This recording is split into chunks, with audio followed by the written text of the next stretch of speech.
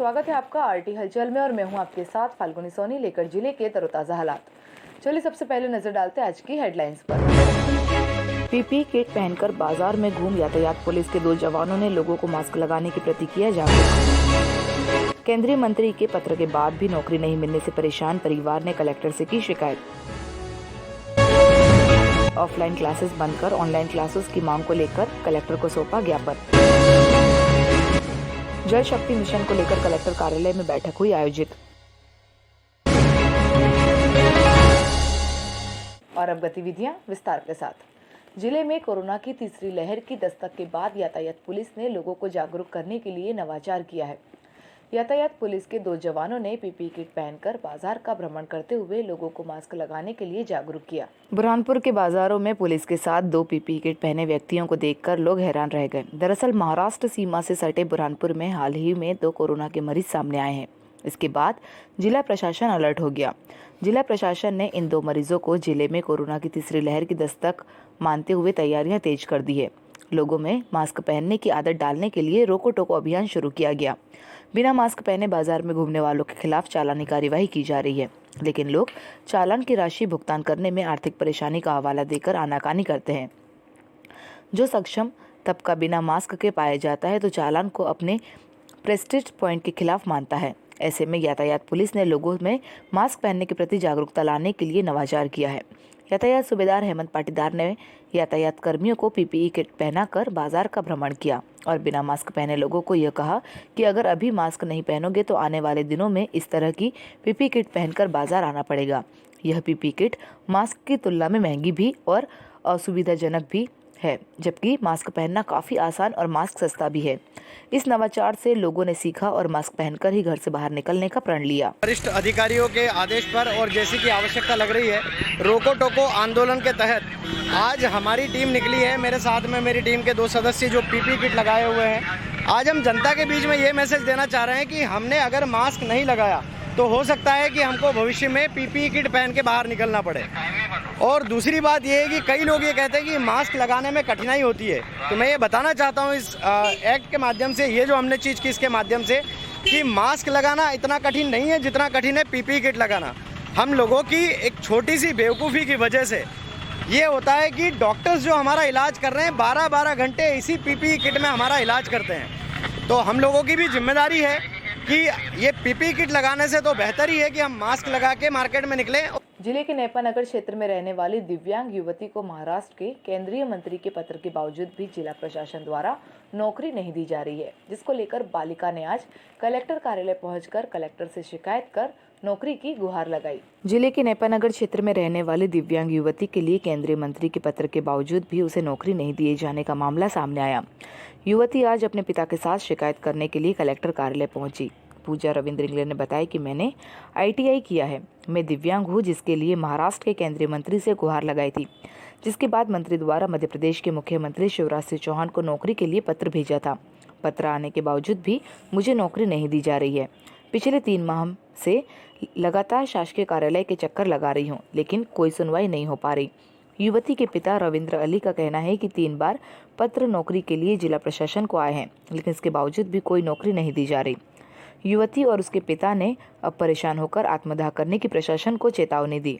हम जॉब मांगने के लिए आए नौकरी। मैं विकलांग हूँ, मैं कुछ काम नहीं कर सकती हूँ। मैं मेरे मम्मी पापा पे कब तक अपना बोझ रहूँगी। अगर मुझे कुछ होता भी है तो इसका पूरा जिम्मेदार प्रशासन रहेगा। तो कभी कुछ काम किया आपने? मुझसे कुछ काम ही नहीं होगा तो मैं क्या करूँ? मैंने ITI करा हुआ है। ITI 10वीं बैच पे मैंने ITI करा है कोपा से। ये पूजा इसका नाम है और ये केंद्रीय मंत्री माननीय रामदास जी आठवले द्वारा इसको एक लेटर प्राप्त हुआ है 10/6 में और इसको नौकरी के लिए उन्होंने ऐसे लेटर दिए थे। मैं कलेक्टर महोदय के नाम पे लेटर आया था। इस लेटर को लेके मैं कलेक्टर महोदय जी से मिल चुका हूँ और 2 साल पहले से लॉकडाउन लगने के बाद 10/6/2021 के अंदर लेटर प्राप्त हुआ।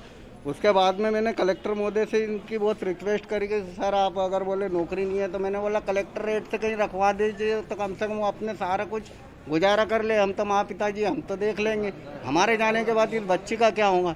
ये चीज़ को लेकर मैंने उनसे बात करी कि ऐसे बच्चों को प्रशासन यानी ध्यान दे और ऐसे बच्चों के लिए कहीं ना कहीं यानी रोजगार लगाए। जिले में कोरोना की दस्तक के बाद अभी भी ऑफलाइन क्लासेस के तहत विद्यार्थियों को स्कूलों में पढ़ाया जा रहा है, जिसको लेकर आज पालक महासंघ की जिला इकाई ने कलेक्टर कार्यालय पहुंचकर ऑनलाइन क्लासेस की मांग को लेकर कलेक्टर को ज्ञापन सौंपा। कोरोना की तीसरी लहर की जिले में दस्तक के बाद पालक महासंघ के जिला इकाई ने आज कलेक्टर कार्यालय पहुंचकर ऑफलाइन क्लास की जगह ऑनलाइन क्लासेस शुरू करने की मांग को लेकर कलेक्टर को ज्ञापन सौंपा। पालक महासंघ के जिलाध्यक्ष राजेश भगत ने बताया कि कोरोना की तीसरी लहर ने जिले में दस्तक दे दी है, जिसके बावजूद भी यहां पर क्लासेस ऑफलाइन लगाई जा रही है। सबसे ज़्यादा कोरोना की तीसरी लहर से बच्चों को खतरा है। ऑफलाइन क्लासेस बंद कर ऑनलाइन क्लासेस शुरू करना चाहिए। महाराष्ट्र जिला सीमा से लगा हुआ है। अन्य राज्यों में स्कूलें बंद हो गई है, लेकिन यहाँ पर अभी भी ऑफलाइन क्लासेस लग रही है। 50% की शासन की ओर से अनुमति दी गई है, लेकिन 100% विद्यार्थियों को स्कूल बुलाया जा रहा है, जिस कारण यहाँ पर संक्रमण बीमारी फैलने का डर बना हुआ है। इस दौरान बड़ी संख्या में पालक महासंघ के पदाधिकारी सहित कार्यकर्ता मौजूद थे।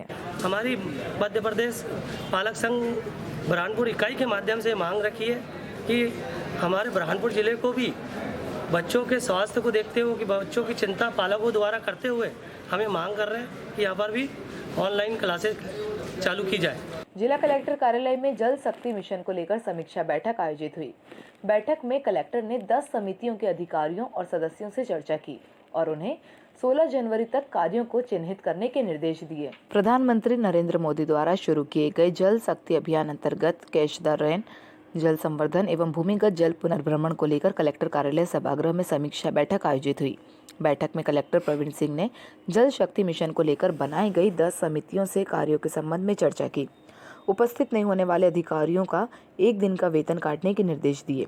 बता दें कि जल शक्ति अभियान के तहत गांव में जल सहेजने के लिए निर्माण कार्य हो, इसके लिए 10 समितियों का गठन किया गया।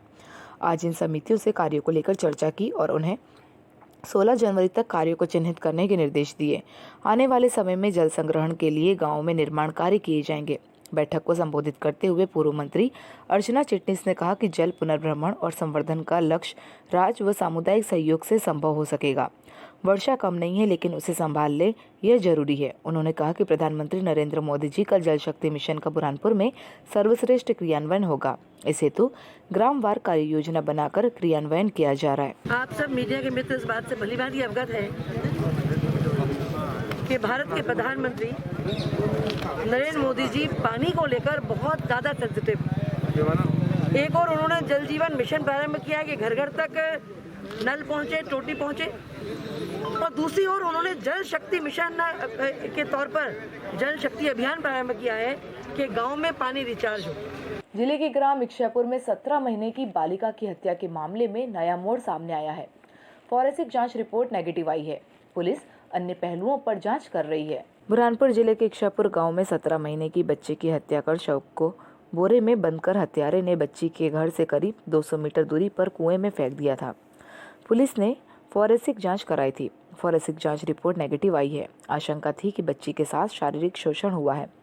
फॉरेंसिक जांच रिपोर्ट में स्पष्ट हुआ कि बच्ची के साथ किसी प्रकार का शोषण नहीं हुआ है।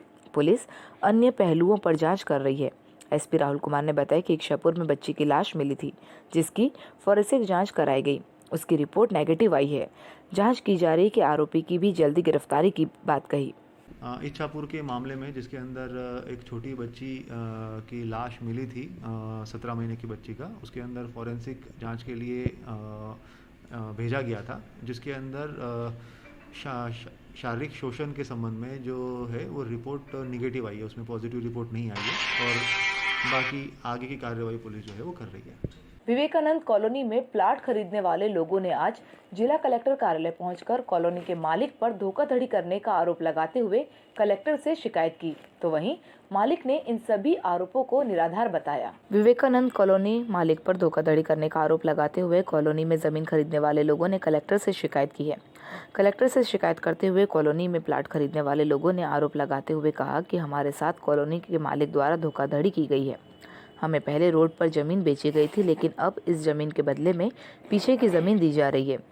जब इस संबंध में विवेकानंद कॉलोनी के मालिक से बात की तो उनका कहना है कि यह सब आरोप निराधार है। मेरे द्वारा जिस जमीन की खरीदी बिक्री की गई है, मेरे द्वारा वह जगह ही इन लोगों को दी जा रही है। हम सभी यहाँ पर जितने भी उपस्थित है शिकायतकर्ता सब बुरहानपुर वासी है और हम कलेक्टर महोदय को एक शिकायत के माध्यम से अवगत कराना चाहते हैं, जिसमें डॉक्टर सुरेंद्र सिंह चौहान पिता मोहन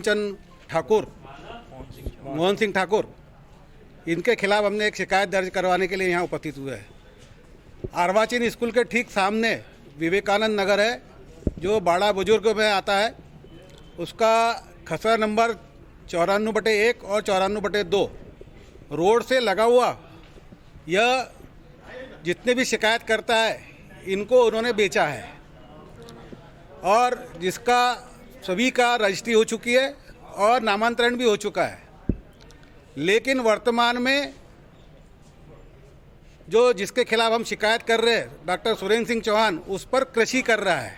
इसमें सर जिन हरिभाऊ जी के समय में ज़मीन दी गई थी उस समय का नक्शा मेरे पास भी प्रस्तुत है और उन लोगों के पास रजिस्टर में भी वो दर्ज है, जिस रजिस्टर को वो लोग बता नहीं रहे, छुपा रहे हैं, उस रजिस्टर में दर्ज है। चूँकि उस समय जिस भाव से ज़मीन दी गई थी वो ज़मीन अगर रोड पर दी जाती तो किसी एक रजिस्ट्री में भी यदि कहीं पर रोड के किनारे ज़मीन लिखी होगी, रोड के रजिस्ट्री के अंदर कहीं भी लिखा होगा कि मतलब ये ज़मीन रोड के किनारे है, तो मैं पूरी ज़मीन देने को तैयार हूँ। जिले के धुलकोट क्षेत्र में खाद की कालाबाजारी का मामला सामने आया है। जय आदिवासी युवा शक्ति संगठन की जिला इकाई ने कलेक्टर कार्यालय पहुंचकर कालाबाजारी करने वाले व्यापारियों पर कार्यवाही की मांग को लेकर कलेक्टर को ज्ञापन सौंपा। खाद की कालाबाजारी को रोकने के लिए जय आदिवासी युवा संगठन सड़कों पर उतर आया है। आज कलेक्टर कार्यालय पहुंचकर लिखित 4 व्यापारियों के नाम का ज्ञापन कलेक्टर को दिया। जय आदिवासी युवा शक्ति संगठन के जिलाध्यक्ष सोहन मंडलोई ने बताया कि धुलकोट क्षेत्र में व्यापारियों द्वारा यूरिया की कालाबाजारी की जा रही है। जिस बोरी का बाजार मूल्य 267 रुपये है उसे 450 रुपये में मनमाने मूल्य पर बेचा जा रहा है, जिससे किसानों को परेशानियों का सामना करना पड़ रहा है। युवाओं का कहना है कि शिकायत की है कि लेकिन इसके बावजूद भी यदि कोई निराकरण नहीं होता है तो हमारे द्वारा आंदोलन किया जाएगा। हमारे ब्लॉक इकाई धुलकोट क्षेत्र में कुछ व्यापारियों द्वारा अवैध कालाबाजारी की जा रही है। उस संबंध में आज हम जिला कार्यालय में ज्ञापन लेकर आए हैं कि हमारे क्षेत्र के जो किसान लोग हैं और स्थानीय लोग हैं वहाँ पर कुछ गैर आदिवासियों द्वारा अवैध रूप से कालाबाजारी की जा रही है। जैसे यूरिया की बोरी 267 रुपये की कीमत में मिलती है तो वह बोरी किसानों को 450 के दाम में बेची जा रही है। जिला कलेक्टर कार्यालय में अपर कलेक्टर की अध्यक्षता में जन सुनवाई आयोजित हुई। 40 से अधिक लोगों ने पहुंचकर शिकायत दर्ज करवाई। राशन कार्ड और पेंशन की समस्याओं का तुरंत ही निराकरण किया गया। जिले में 4 लोगों की कोरोना रिपोर्ट पॉजिटिव आई है, जिसमें 2 महिला और 2 बच्चियां शामिल है। अब जिले में संक्रमित मरीजों की संख्या बढ़कर 5 हो गई है। स्वास्थ्य विभाग ने लोगों से सावधानियां बरतने की अपील की है। कलेक्टर कार्यालय में अपर कलेक्टर की अध्यक्षता में जन सुनवाई आयोजित हुई। शहरी सहित ग्रामीण क्षेत्र के लोगों ने पहुंचकर अपनी अपनी समस्या से अधिकारियों को अवगत करवाया। ज्यादातर समस्या राशन कार्ड और पेंशन के सामने आई है। राशन कार्ड और पेंशन की समस्याओं का अधिकारियों ने तुरंत ही निराकरण किया। अतिक्रमण सहित अन्य समस्याओं के निराकरण का अधिकारियों ने आश्वासन दिया। बता दें कि प्रति मंगलवार कलेक्टर कार्यालय में जन सुनवाई आयोजित होती है। लोग अपनी अपनी समस्या लेकर अधिकारियों के समक्ष पहुंचते हैं। यहाँ पर अधिकारियों द्वारा तुरंत ही समस्याओं का निराकरण किया जाता है। आज भी 40 से अधिक लोगों ने पहुंचकर शिकायत दर्ज करवाई, जिसमें से 20 शिकायतों का तुरंत ही निराकरण किया गया। बची हुई शिकायतों का जल्द ही निराकरण करने का अधिकारियों ने आश्वासन दिया। और अब वक्त हो चुका है आपसे विदा लेने का। जाते जाते डालते नजर आज की हेडलाइंस पर। पीपी किट पहनकर बाजार में घूम यातायात पुलिस के 2 जवानों ने लोगों को मास्क लगाने के प्रति किया जागरूक। केंद्रीय मंत्री के पत्र के बाद भी नौकरी नहीं मिलने से परेशान परिवार ने कलेक्टर से की शिकायत। ऑफलाइन क्लासेस बंद कर ऑनलाइन क्लासेस की मांग को लेकर कलेक्टर को सौंपा ज्ञापन। जल शक्ति मिशन को लेकर कलेक्टर कार्यालय में बैठक हुई आयोजित। तो कल फिर होगी आपसे मुलाकात जिले की ताज़ा गतिविधियों के साथ।